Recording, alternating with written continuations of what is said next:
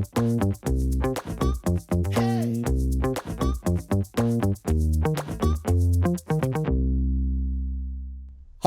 South Florida Food Chat. I'm Chef Michael Jacobs, and here we go.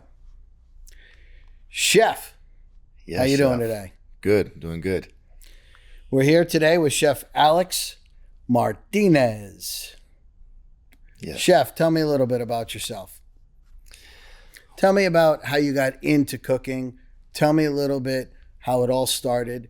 We as chefs, we all have family memories, I'm sure, or our parents couldn't cook and we had to cook. Something.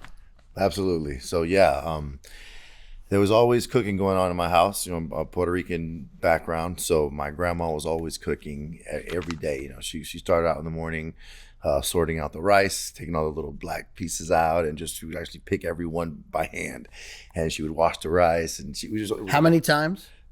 She washes the rice. Yeah. She would wash the rice. I think it was either two times, or 2 or 3 times, Right. until they get all the starch out. Yeah. And yeah, so I saw that care and that love that it took all day just to get that pot of rice that we would eat at the end of the night. You know what I mean? So that kind of stuck with me. You know what I mean? Seeing all that, and my mom cooked a lot too.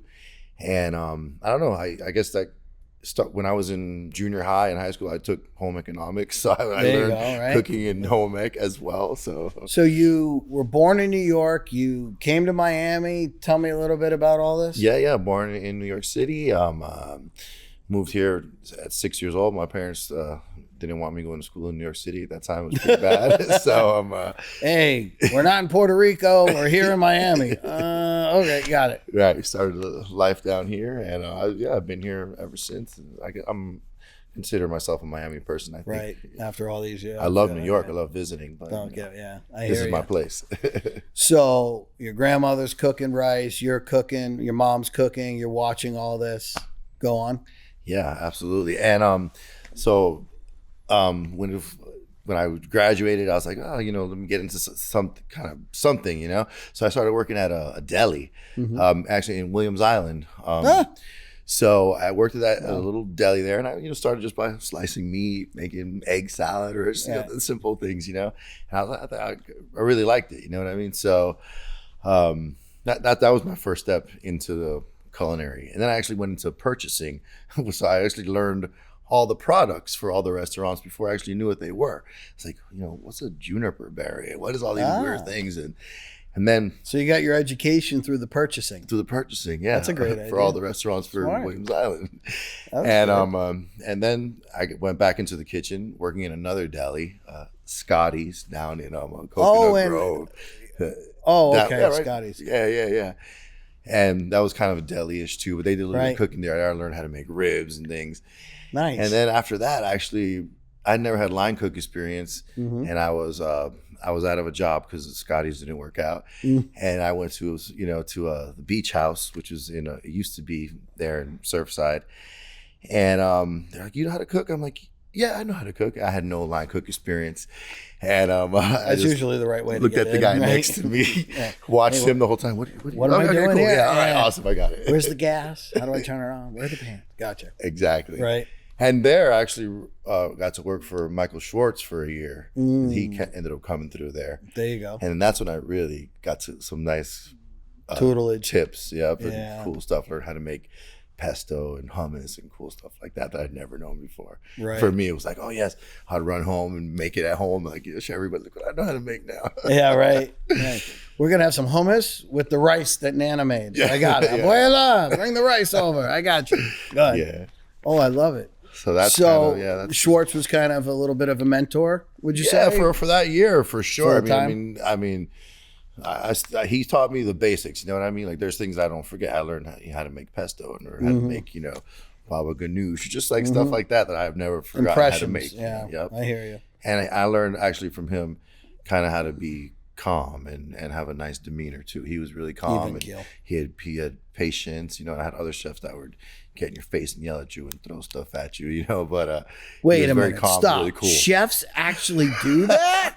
Get out. They get mad? They used to They be cool. throw stuff? Get the heck out of here. Go ahead. Right. Yeah. I hear you.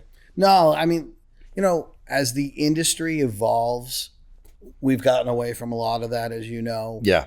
But I mean, I go back, I've been in the industry myself 35, 40 years, and I see it and hear it. But, you know, you go back 25, 30 years ago, even for, you know, it was a different time. Oh, yeah. Today is a different time, consistently. But with that, you see a new focus, a new change. And how do you see that where you are? Well, rephrase that question for me. Let's say this. You're with Vida Estilo. Yep, Vida Estilo. I'm sorry, Vida y Estilo. Vida Estilo. Life and style. Vida Estilo Hospitality Group. Yeah. Vida Estilo Hospitality Group. You're with them, and you're their R&D corporate chef. Yes. Research and development. So let's go with how you and the company perceive the industry moving towards. Because the company, I want you to tell me a little bit about.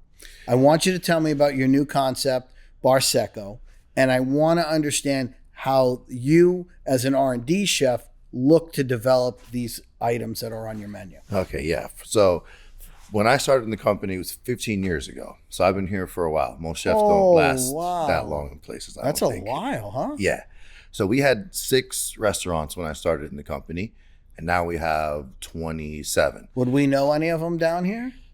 Probably a couple. Havana 1957, Cafe Americano, Barsecco, Salty Flame, which we just opened, Brickles, a lot of restaurants. Yeah. So I've grown with the company. I've gotten to see the company grow and gotten to see, go through all the trends. We obviously try to keep up with the trends, but not trying to copy every single trend. Since I'm the R&D, I guess kind of get to pick and choose what trend we're going to go for, because there's a lot of trends, especially these days with social media, with the TikTok and all that, and the Instagram. And I look to that in my research and development to see, okay, what's going on? What's cool, or what are people doing?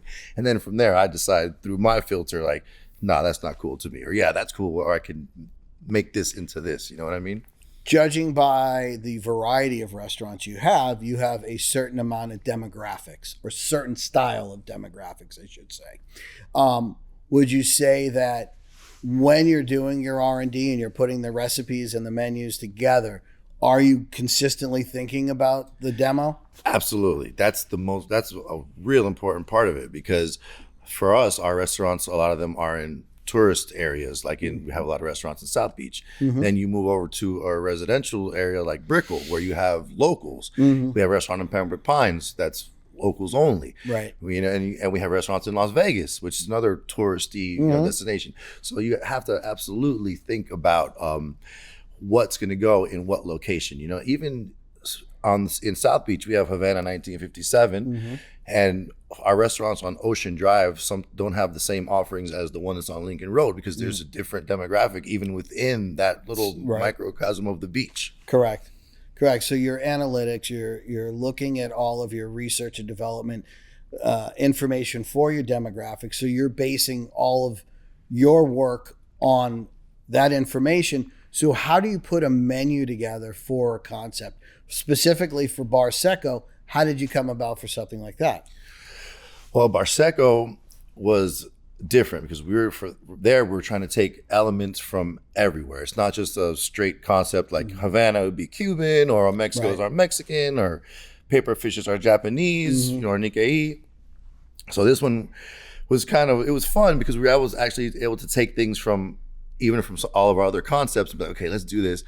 And we got to just do things that I don't normally get to do, because you have to stay within some kind of a constraint. Right. So you see, we have birria tacos. We have what's the dish we have right here? I think it's one of your brunch items. This is one of our brunch items that we're looking at. Yeah, this is our birria Benedict.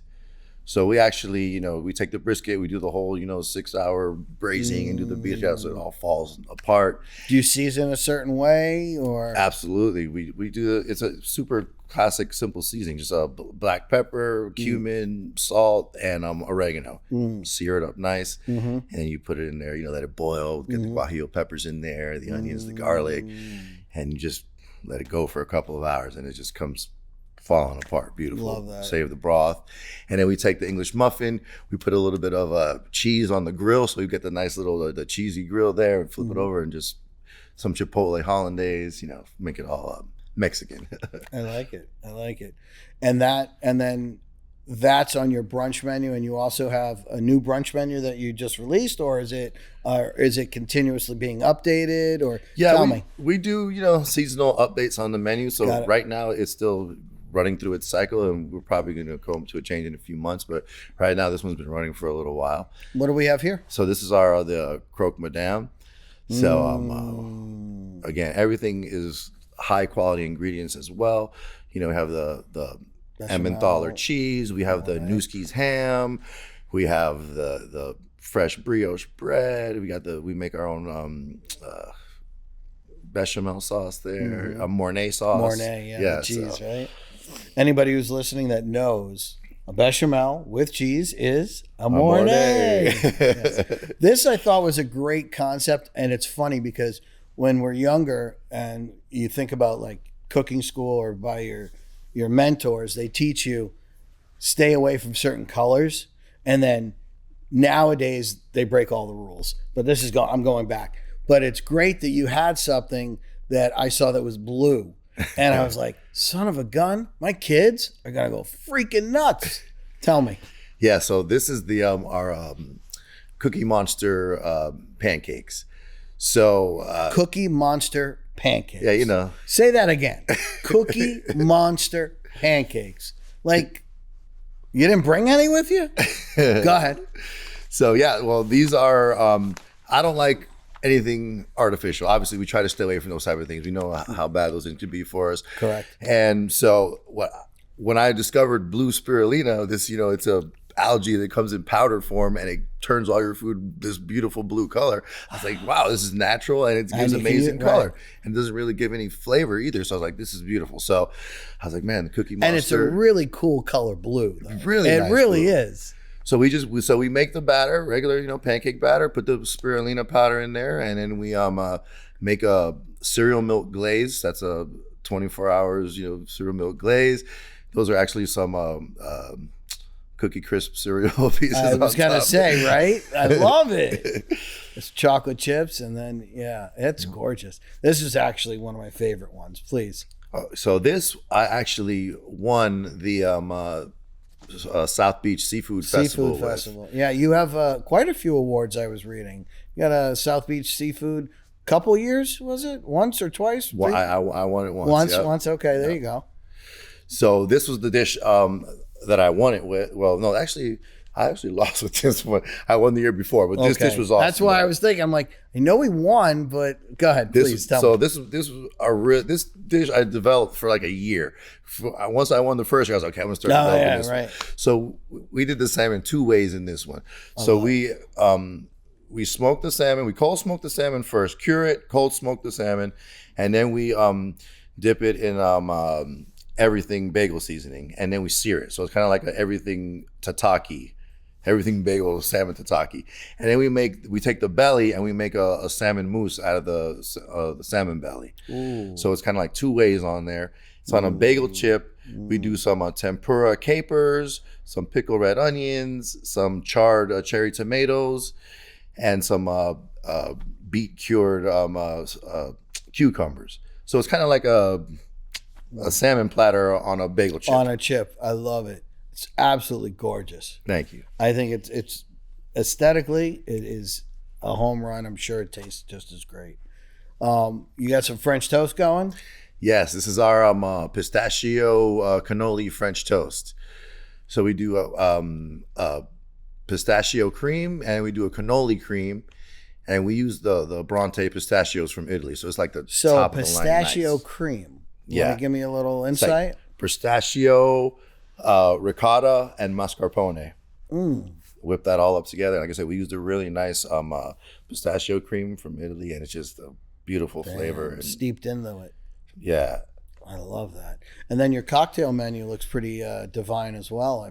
We do have. Do you have a mixologist on staff or corporate, or how does that work with? Yeah, we have a corporate mixologist, and then we have really great bar managers in all of our locations, especially in this one, because in Barsecco, really the main money comes from the bar. From the bar. Well, let's talk about that for a second. Barsecco is one of the first. The property, the space, was the first expansion for a South Beach concept that had been on Lincoln Road for many years, which was Segafredo. Right. So Segafredo opened up there. They went out.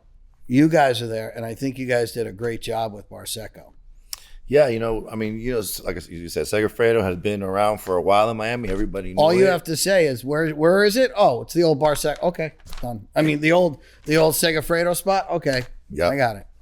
Yeah, so we had that. That was ours. We ran it all those years, and we were like, we need a refresh. Let's do something new here. And we redid the menu, we redid all the food, we did everything, the whole aesthetics of the place, and that's what we got now. It's gorgeous, lovely omelet.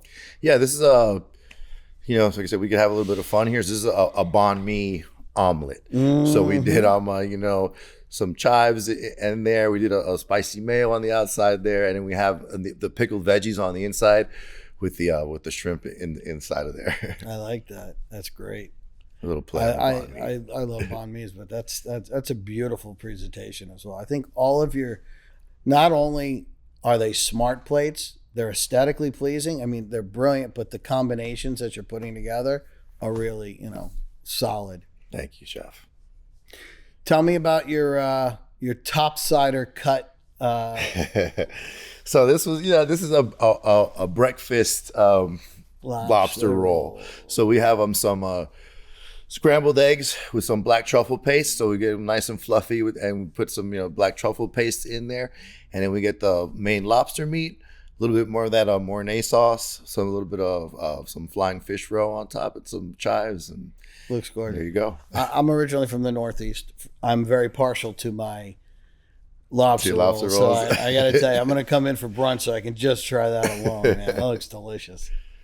I love how you have the diversity from not just vegetarian and vegan, but seafood and meat and such. But you have a variety of really knowing your demographics, like we talked about before. I think you really, I don't think enough credit is given to looking at and doing the homework for our guests. I think a lot of restaurateurs, I think a lot of chefs say, oh, I make the best this, or I make a great that, and then they just put it.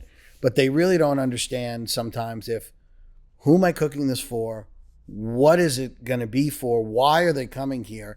Is it a celebration? Are they coming here as a regular? Like you said before, you have your concept in Weston, I think it was, or Pembroke Pines, out west. That's a neighborhood restaurant then. So you have the locals. Who are my locals? What is their, financial stability to be able to come out? Are they coming once, twice, 3 times a week? And that's the way you can develop your menu. That's Absolutely. The way you can produce items for breakfast, lunch, and dinner. Are all of your restaurants 2-3 meals a day? What are they? A lot of them are breakfast, lunch, and dinner. I have to say maybe about 50% of them are breakfast, lunch, and dinner. And Barsecco? Barsecco, we just do the brunch on the weekends, and we just open up for dinner. Nice. Yeah. And it's another example on the screen of a trend, avocado toast. Obviously, right. Geez, everybody has avocado toast. Definitely. So how do you do it differently? How do you make it unique? Right. How do you make it your own? So this is our burrata avocado toast. It's another trend. Burrata. Everybody knows what burrata is now, kind of, Right. So we did a burrata with some nice cherry tomatoes, some micro arugula, some nice extra virgin olive oil, Malden salt, the balsamic glaze. And the bread? The bread is actually, it's local bakery, Cusano's. There you go. Multi-grain, thick cut, really nice bread. Yeah, they've been in business for a while too. Yeah, for a minute, they got some good products. I think it's all up to producing it and promoting it in the right way. And I think you guys have a really strong company, which you obviously know. I don't need to tell you anything. Being there for 15 years, but it's really nice to see a company that really spends the time to go after quality and conceptualization that's worthwhile for the demographics. Yeah, I mean, it's good it's easier for me too because I get to see different areas. I know that when I go to Las Vegas to our restaurants over there, that what sells on Ocean Drive is not going to sell in the middle of Caesar's Palace. So right. You learn. Like you said, you'll go down if you know. You can put your best dish on the menu, but if those people don't like it, you're done. I hear you, chef.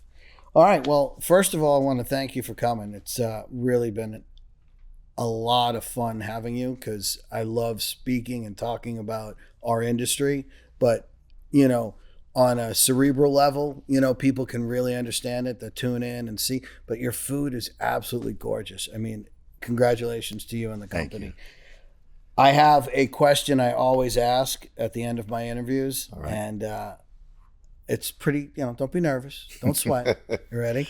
So if you could cook for anybody in the world, dead or alive, who would it be and why? Oh, man. Right? Good question. Gosh, that's a great question. Whew. You can edit out some time, right, for me to think about this, right?